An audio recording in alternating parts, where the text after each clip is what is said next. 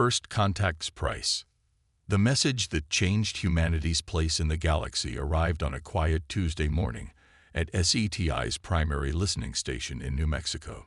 Dr. Sarah Chen was about to end her night shift when every detection system simultaneously lit up with a signal of unprecedented power and clarity. Unlike the usual random patterns of cosmic noise, this was structured, a clear signature of artificial origin. Within hours, the world's best cryptographers and linguists had confirmed what seemed impossible. Humanity had received its first contact with an advanced alien civilization. But this wasn't a greeting or an invitation to join the galactic community. It was a desperate plea for help. The Nexar, a species that had mastered interstellar travel centuries ago, faced catastrophic failure at their largest antimatter production facility in the Proxima Centauri system. Their containment fields were degrading, and without intervention, the facility would explode within 72 hours, potentially destabilizing the entire star system and killing billions across 3 inhabited worlds. Commander Elena Rodriguez sat in stunned silence as UN Secretary General Williams finished briefing her on humanity's response. "Let me get this straight," she said, running a hand through her short gray hair. "The most advanced species in our sector of space is asking us for help. Us. We barely have functional fusion drives." "Not asking us," Williams corrected. "They're asking everyone. We're just the only ones crazy enough to try." He brought up a holographic display showing messages from over 30 advanced civilizations, all declining to attempt a rescue. The reason was always the same. The risk was too high, the technology gap too great. Humanity's first faster-than-light capable ship, the Stellar Phoenix, was still in its testing phase. It was an experimental vessel, combining human ingenuity with fragments of recovered alien technology. By any reasonable assessment, it wasn't ready for a rescue mission of this magnitude. But as Elena studied the projections of what would happen if the antimatter facility exploded, she knew they had to try. 3 worlds of innocent beings, including species humanity hadn't even met yet, would suffer unimaginable devastation. The Phoenix was designed for exploration, not rescue operations, Elena said carefully. "We'd be pushing experimental systems far beyond their tested limits." But, she added with a slight smile, "That's kind of what humans do best, isn't it?" Within hours, the crew of the Stellar Phoenix assembled in the ship's briefing room at the Lagos Space Center. Chief Engineer Marcus Wong, his hands still stained with engine grease from last-minute modifications. Dr. Aisha Patel, the team's physicist, already running calculations on her tablet.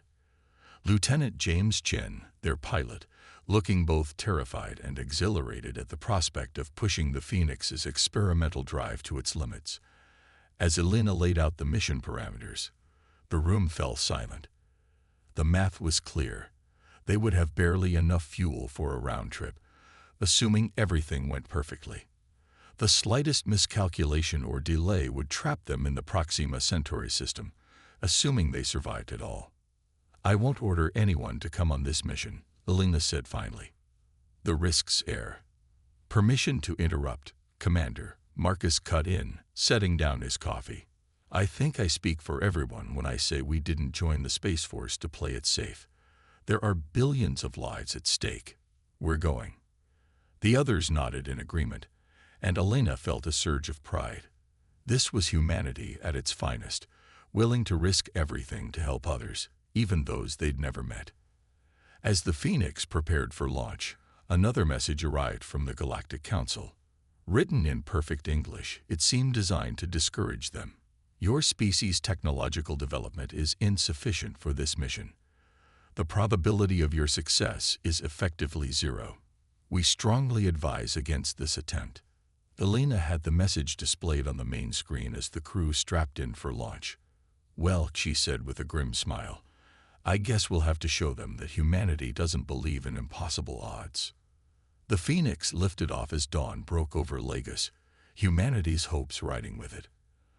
Unknown to the crew, thousands of alien civilizations were now watching their every move, about to witness either a miracle or a tragedy.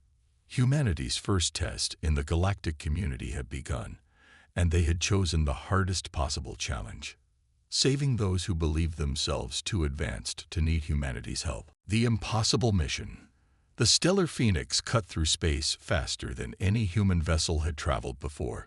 Inside the bridge, displays showed a constant stream of warning messages as they pushed the experimental drive well beyond its tested limits. Chief Engineer Marcus Wong hadn't left the engine room since launch, manually adjusting systems that were never meant to run at such intensity. Status report. Commander Rodriguez called out, her eyes fixed on the main viewport where stars streaked past like lines of light. The dride's holding, Marcus replied through the intercom, though the strain in his voice was evident. But our cooling systems are struggling. We're generating more heat than we can dissipate. Dr. Patel looked up from her station, dark circles under her eyes from hours of continuous calculations. Commander, I've been analyzing the Nexer's technical data. Their antimatter containment technology. It's centuries beyond our understanding. Even if we reach them in time, I'm not sure how we can help. The ship's communication system suddenly crackled to life. A new message from the Galactic Council appeared on the main screen, the alien text translating itself before their eyes. Human vessel Stellar Phoenix, your engine stress patterns indicate imminent drive failure. 3 Level 4 civilizations have independently confirmed your current course will result in catastrophic system collapse. For your own survival, turn back now. The message was followed by detailed scientific calculations proving exactly why their mission would fail. The math was perfect, showing their death would be certain if they continued. Lieutenant Chen spoke up from the pilot's station, his hand steady on the controls despite the constant vibration. They're not wrong about the math, he admitted, but they're missing something important about humans. What's that? Elena asked, though a smile played at the corners of her mouth. We have a habit of doing things everyone else says is impossible. He adjusted their course slightly, compensating for another surge in the drive field. Besides, we're the only ones who tried. That has to count for something. The next few hours tested every limit, both of the ship and its crew. The Phoenix's hull groaned constantly now, the metal stressed by forces it was never designed to endure. Warning alarms became so common that Dr. Patel wrote a quick program to prioritize them, silencing all but the most critical. They received message after message from different alien species. Some were curious, others concerned. A few seemed angry at their reckless behavior. All agreed on one thing: the humans were going to die. Interesting, Aisha said during her watch, reading through the messages. Some of these species have been traveling between stars for thousands of years. They've built vast empires, mastered technology we can barely comprehend. But when they heard that distress call, they all chose to watch others die rather than risk themselves. Elena finished. She stood at the main viewport, watching the distant shape of Proxima Centauri grow larger. Maybe that's why they're so worried about us. We're showing them something they don't understand. Marcus's voice came through the intercom, punctuated by the sound of tools against metal. Commander, we've got another problem. The drive's magnetic containment field is fluctuating. If it fails, he didn't need to finish. Everyone knew what a containment breach would mean. Elena moved to the engineering station, studying the readings. Options. We could divert power from life support, Marcus suggested. It would give us maybe 30 minutes of air, but it might stabilize the field long enough to reach the facility. Do it, Elena ordered without hesitation. Lieutenant Chen, plot the most direct course possible. Dr. Patel, start working on how we're going to interface with their containment systems once we arrive. We're not coming all this way to fail now. As the crew rushed to their tasks, another message arrived, this time from Earth. The scientists there had been working nonstop, trying to help.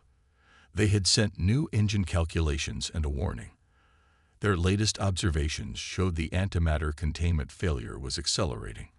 They now had less than 20 hours, not 36 as originally thought. Elena looked around at her crew, humans pushing themselves, and their technology far beyond their limits, refusing to give up even when failure seemed certain. In that moment, she understood something profound about her species. It wasn't just about proving the advanced aliens wrong. It was about proving humanity right. About showing the galaxy that sometimes the most important qualification for doing the impossible was simply being willing to try. The Proxima Centauri system grew larger in their viewport, and with it, the true scale of their challenge became clear. The antimatter facility was massive, a structure larger than any human had ever built, now showing visible signs of its impending doom. Energy fluctuations rippled across its surface like lightning, each one bringing it closer to catastrophic failure. They had arrived at humanity's moment of truth. Now they just had to figure out how to do the impossible with failing systems, limited air, and technology they barely understood. Just another day at the office for the human race, against all odds. The Stellar Phoenix limped toward the massive alien facility, its engines barely functioning after the punishing journey. Through the viewport, the structure seemed to defy physics, a sprawling complex of crystalline towers and pulsing energy conduits that made Earth's most advanced technology look primitive in comparison. "My God," Dr. Patel whispered, her instruments struggling to make sense of the readings. "The amount of antimatter they're trying to contain. It's enough to power Earth for a century." A new alarm blared through the ship, adding to the chorus of warnings they'd been ignoring for hours. Marcus's voice came through the intercom, tense but controlled.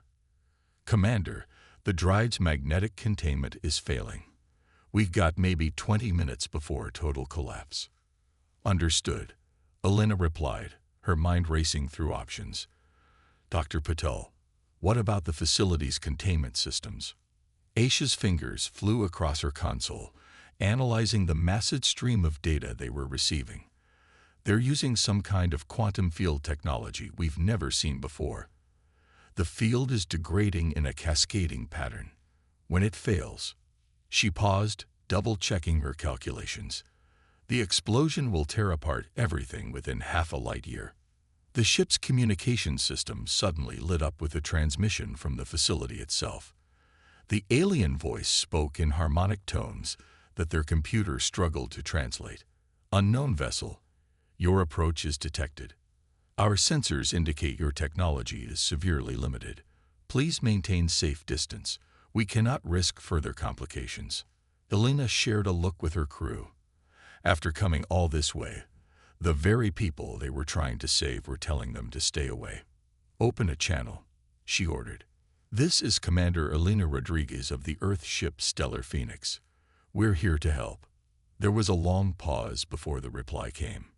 "Your offer is appreciated but declined. Our technology is beyond your comprehension. The risk of interference from a pre-FTL civilization would only accelerate our containment failure." "Pre-FTL?" Marcus scoffed over the intercom. "What does that make this experimental drive I've been keeping together with duct tape and prayers?" Lieutenant Chen suddenly straightened in his pilot's chair. "Commander, look at this." He highlighted a section of the facility's outer ring on the main screen. "Their power distribution network. It's not that different from how we handle plasma flow in our fusion reactors, just on a much bigger scale." Dr. Patel leaned forward, her eyes widening. "He's right. The principles are similar, even if their technology is more advanced. And if that's true—" She turned to Elena, excitement breaking through her exhaustion. "Commander, I have an idea. It's either brilliant or completely insane." "Those tend to be our specialty," Elena said. "Let's hear it." Aisha pulled up a complex diagram on the main screen. "Their containment field is failing because they can't maintain power distribution across such a large area. But what if we didn't need to? What if we could create a series of smaller, overlapping fields instead? Like using multiple small nets instead of one big one." Marcus chimed in, catching on. "We could modify our drive's containment system and link it to their network," Aisha finished. "It won't be enough to contain everything, but it might buy them time to implement a permanent solution." Elena studied the proposal. It was dangerous, improvised, and probably violated several laws of physics that humanity hadn't even discovered yet. In other words, it was perfectly human. How long would it take to set up? Maybe 15 minutes, Marcus replied. But Commander, converting our drive containment would mean we'd have no way to get home. We'd be stranded here. Before Elena could respond, another message arrived from the Galactic Council. Our analysis indicates you are preparing to attempt direct interference with Nexar containment systems. This action has a 99.98% probability of accelerating the catastrophic failure. You must abort immediately. Elena muted the transmission. Options for getting home without our drive. The facility has enough power to open a stable wormhole, Aisha said. If we succeed, they could probably send us home. If we fail, she left the sentence unfinished. Right then, Elena said, standing. Lieutenant Chen, get us as close as you can to their main power distribution node. Marcus, start the drive conversion. Dr. Patel, figure out how we're going to link our systems to theirs. We're about to show the galaxy how humans handle impossible odds. As the crew rushed to their tasks, Elena opened a channel to the facility. Nexar facility, we're implementing emergency containment measures. We suggest you prepare for system integration. Integration. The translator rendered the alien's tone as somewhere between shocked and offended. Your technology is incompatible. Your attempt will kill us all. Maybe, Elena admitted, but doing nothing will definitely kill you all. We're proceeding with the operation. I suggest you help us do it right. There was a long pause before the response came. Your species is either remarkable or insane. Transmitting technical specifications now. As streams of alien data filled their screens, Elena allowed herself a small smile. Who says we can't be both? Innovation under fire. The next 15 minutes aboard the Stellar Phoenix were a blur of desperate activity. In the engine room, Marcus worked with inhuman speed to reconfigure their drive's containment systems, his hand steady despite the rising temperature and thinning air. On the bridge, Dr. Patel and Lieutenant Chen pored over the alien technical specifications, trying to bridge a technological gap of centuries in mere minutes. Drive conversion at 80%, Marcus reported, his voice hoarse from the superheated air in engineering. But Commander, these power readings from the facility, they're getting worse. Elena studied the data on her screen, her jaw tightening. The antimatter containment field wasn't just failing, it was collapsing in a complex pattern none of their simulations had predicted. Dr. Patel, time to total failure. 12 minutes, Aisha replied, not looking up from her calculations. Maybe less. The cascade effect is accelerating exponentially. She paused, frustrated. There's something we're missing. The field collapse shouldn't be propagating this way. Suddenly, Lieutenant Chen straightened in his chair. Wait, look at this pattern. He highlighted a section of the sensor data. It's like ripples in a pond. But they're not just moving outward. They're reflecting. Aisha exclaimed, seeing it too. The containment field isn't just failing. It's resonating with itself. Each collapse creates a feedback loop that accelerates the next failure point. A new transmission came through from the facility, the alien voice now carrying clear signs of stress. Unknown human vessel, our internal systems are reaching critical threshold. Your proposed solution cannot succeed. The resonance cascade has begun. Save yourselves while you still can.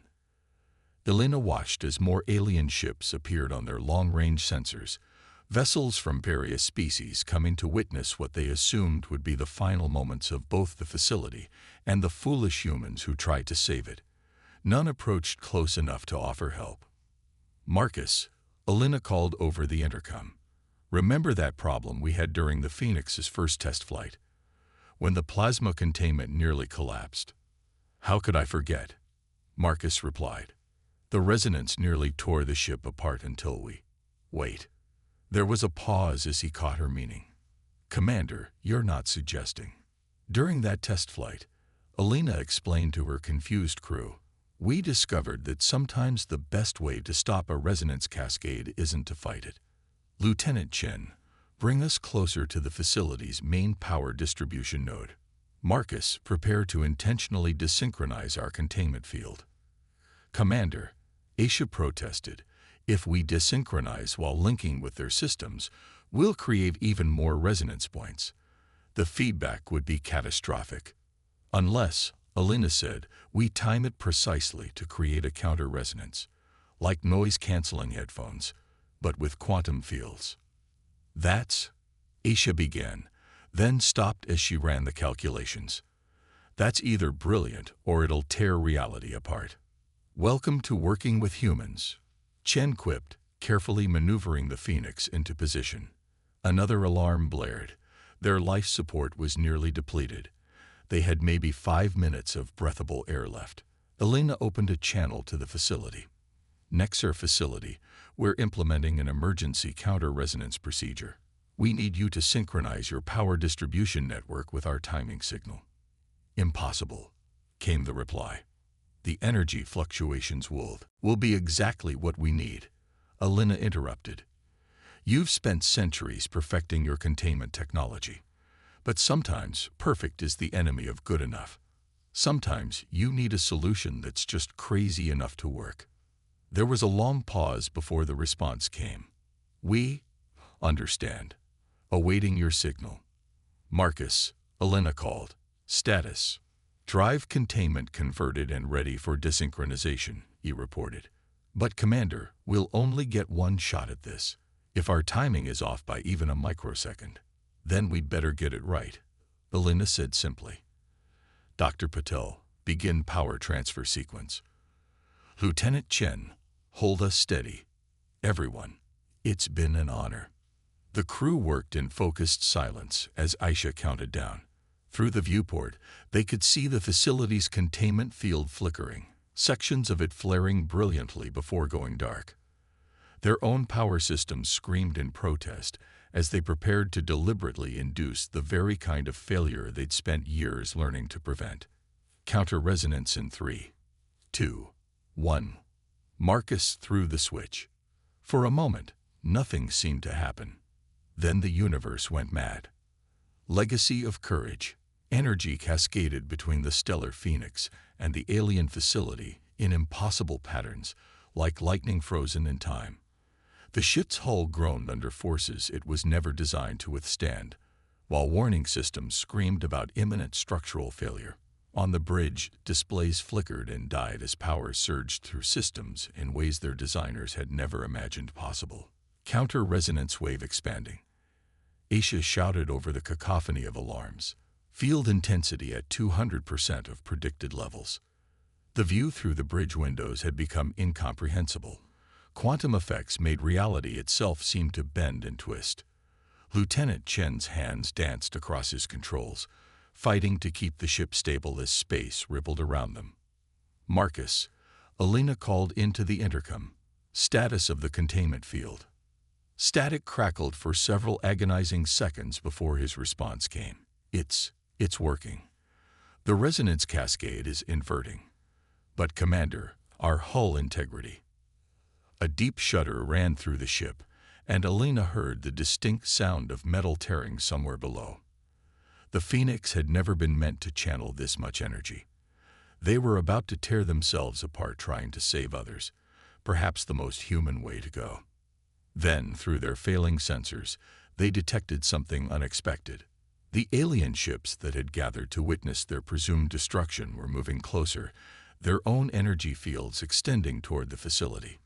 Commander, Aisha called, her voice filled with wonder. They're synchronizing with our counter-resonance. They're helping. New transmissions flooded their communication system as ship after ship joined their effort. Each one added its own energy to the pattern they created, strengthening and stabilizing it. Species that had deemed the rescue impossible were now working together, following the lead of the humans who had dared to try. Field stabilization at 60%, Aisha reported. Then 70, then 80 as more ships joined the effort. It's actually working. Through the quantum chaos, Alina saw the facility's containment field steady, then strengthen. The cascading failures slowed, then stopped entirely. They had done it, but the Phoenix was falling apart around them. Just as their hull breach alarms reached critical levels, they felt a strange sensation, like reality itself was folding around their ship. When it passed, they found themselves in a massive docking bay, their ship surrounded by emergency containment fields. "This is Nexar Control." A new voice came through their speakers. "Your vessel has been emergency transported to our main hangar. Medical and engineering teams are standing by. We did not think this was possible." Hours later, after their ship had been stabilized, and the crew had been treated for radiation exposure and oxygen deprivation, Alina stood in a vast conference chamber unlike anything humans had ever built. Representatives from dozens of species had gathered, some physically present, others appearing as holograms so realistic she could hardly tell the difference. The Nexar Chief Administrator, a being of shimmering energy contained within an environmental suit, addressed the assembly. "Today, we witnessed something unprecedented. A species we deemed primitive and unprepared demonstrated courage and innovation that shamed us all. They proved that true advancement is not measured by technology alone." Another alien leader spoke up. "The humans succeeded not despite their technological limitations, but because of them. Their recent experience with solving containment problems at their level of technology gave them insights we had long forgotten. Sometimes, it seems, the simplest solutions are invisible to those who have grown too accustomed to complexity." The Galactic Council's main representative stepped forward. "We have voted unanimously to offer humanity full membership in the Galactic Council, effective immediately. Their demonstration of both technical creativity and moral courage has proven them more than worthy." The representative paused, then added, "Though we suspect they would have tried to help even without this reward." Alina looked at her crew, Marcus still covered in engine grease, Aisha clutching her tablet of calculations, Chen barely able to stand from exhaustion. They had risked everything to save strangers, not for reward or recognition, but simply because they could try. "Thank you," she said to the assembly, "but humanity doesn't need special recognition. Just the opportunity to help where we can, to solve problems in our own way, and to show that sometimes the most advanced solution isn't always the best one." As they prepared to return to Earth, through a proper wormhole this time, Alina received one final message from the Nexar Administrator. "We have studied the records of your approach, your impossible plan, and your execution. We still cannot fully understand how you knew it would work." Alina smiled as she typed her response. "We didn't. We just knew we had to try. Sometimes, that's enough." The Stellar Phoenix's journey home was considerably smoother than their outbound trip. As they approached Earth, their communication system lit up with messages from across the galaxy, species reaching out to humanity not to share technology or knowledge, but to learn something far more valuable: the courage to try the impossible.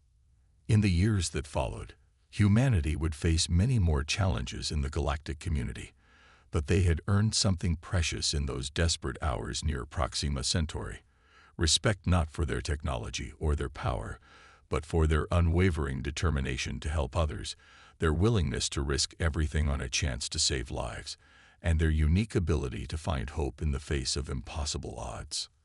As Alina would later write in her memoir, "The galaxy taught us that nothing is impossible. We taught them that impossible just means no one has been crazy enough to try it yet." The end.